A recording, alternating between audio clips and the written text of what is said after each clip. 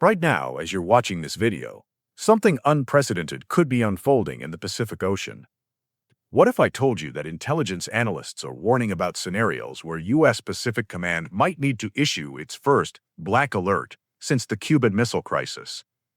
What if the next 72 hours could determine whether we're entering a completely new era of global power? I'm Mark, and what I'm about to show you is based on verified military movements, satellite imagery, and defense reports that paint a picture so dramatic it sounds like fiction. But it's not. It's happening right now. Picture this scenario. You wake up tomorrow and your phone doesn't work. Not broken, just dead. Your car won't start. The power grid is down. Every electronic device within 2,000 miles of the Pacific coast simply stops. Science fiction? Not anymore. This is the type of weapon China has been developing and testing. And according to defense analysts, they're about to reveal capabilities that go far beyond this. But here's what's really terrifying. That would be their small weapon. What would you do if I told you China is currently mobilizing what could become the largest naval demonstration in human history? We're talking about movements that dwarf World War II exercises. Satellite imagery shows over 400 vessels converging in the South China Sea, and intelligence suggests they're carrying something that has never been deployed before. Something that made defense analysts say, and I'm paraphrasing here, our current defensive systems weren't designed for this. Let me ask you 3 questions that might change how you see global security. Why are U.S. submarines in the Pacific suddenly changing their patrol patterns? What made Japan conduct emergency drills with their missile defense systems? And why are Pentagon officials having emergency meetings at 3 a.m. Washington time? Forget everything you thought you knew about military superiority. China isn't playing by the old rules anymore. The DF-27 hypersonic glide vehicle. Sounds technical, right? Here's what it actually means. A weapon that travels so fast, it literally creates plasma around itself, 20 times the speed of sound. To put that in perspective, Los Angeles to New York in under 8 minutes. Our current defense systems, they need at least 15 minutes just to calculate an intercept trajectory.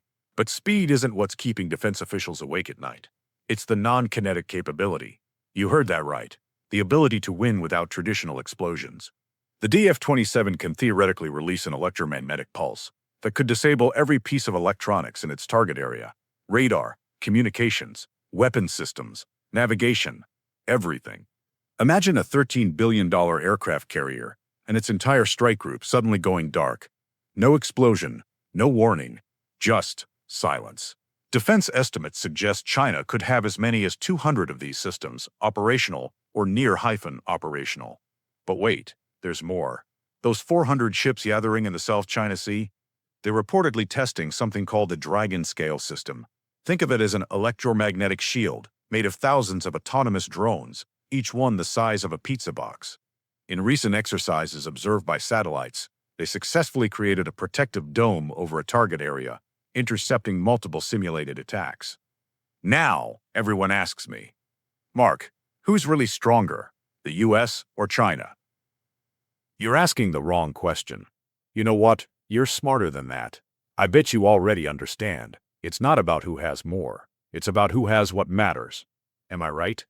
Of course I am, because you get it. Yes, America has 11 aircraft carriers. China has 3. America has approximately 5,500 nuclear warheads. China has around 400. America spends $816 billion on defense. China officially spends about $230 billion, though real estimates suggest closer to $400 billion. But here's the math that changes everything. One hypersonic anti-ship missile costs China approximately $2 million to produce. One U.S. aircraft carrier costs $13 billion. That means China could theoretically build 6,500 carrier-killer missiles for the price of one carrier. How many missiles does it take to mission-kill a carrier? Potentially just one. Think about it this way, and I know you understand this because you're watching this video, you're informed. You get how the world really works. The U.S. military is like having the best traditional army ever assembled. But China focused on asymmetric warfare. They're not trying to match us ship for ship. They're making ships irrelevant. Here's a fact that should concern everyone. China's manufacturing capacity allows them to produce military drones at a rate that dwarfs U.S. production. Some estimates suggest they can manufacture 1,000 military-grade drones in the time it takes the U.S. to produce 10. In their published military doctrine, they described intelligent swarm warfare, using massive numbers of cheap, smart weapons to overwhelm traditional defenses. But wait, let's stop here for a second. Can we talk about something real? You know what bothers me about all of this? And I bet it bothers you too, because you're thinking beyond just the weapons and the technology.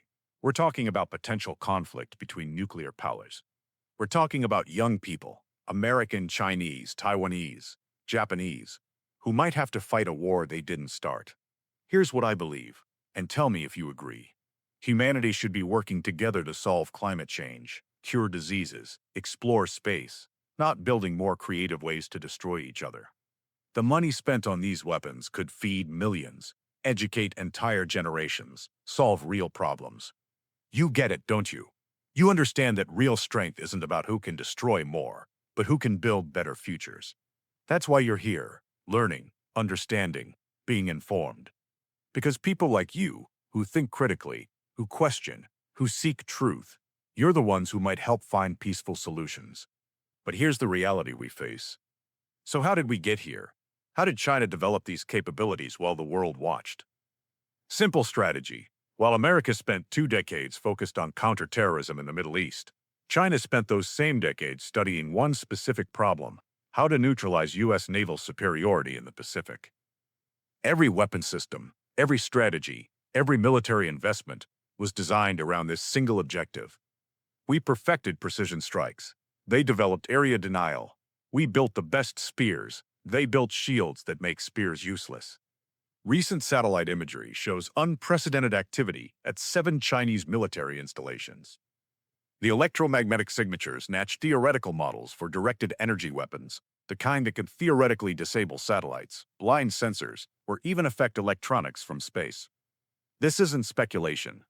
The Pentagon's own reports, available publicly through defense think tanks, confirm China's advances in these areas. Here's the weapon system that has defense planners running new scenarios: electromagnetic warfare capabilities that could fundamentally change naval combat.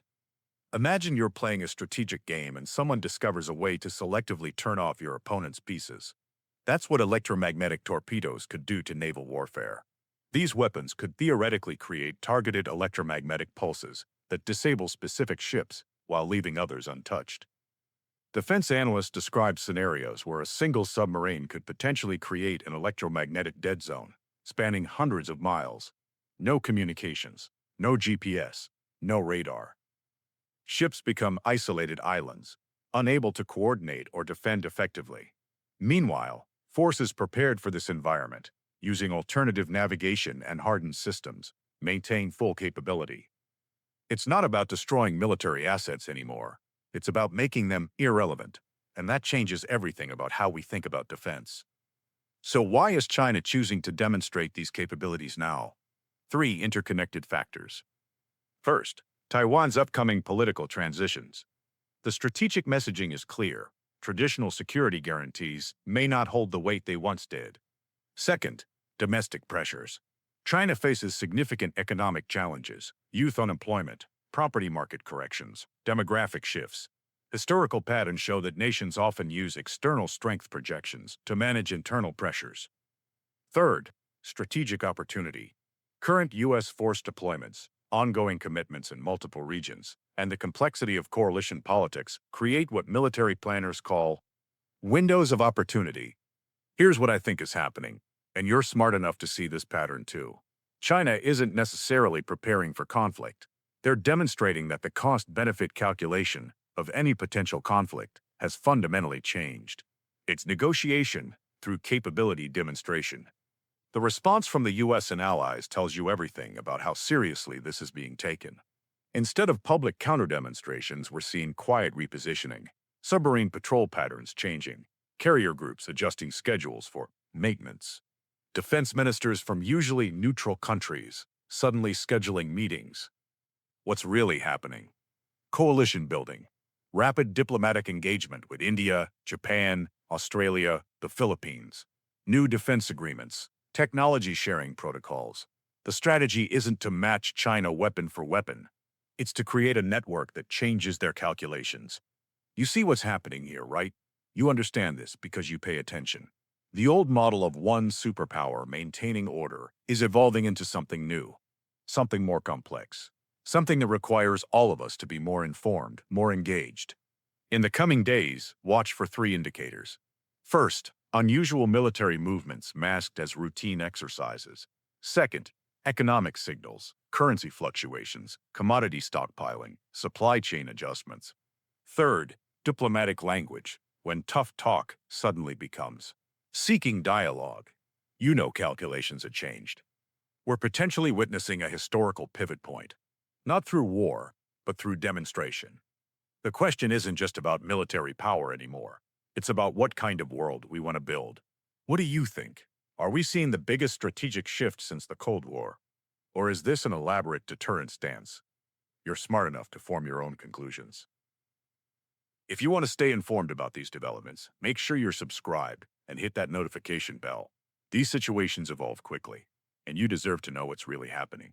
Give this video a like if it helped you understand what's really going on. It really helps more people find this information. I'm Mark. Stay informed, stay critical, and remember, understanding these situations is the first step to finding peaceful solutions.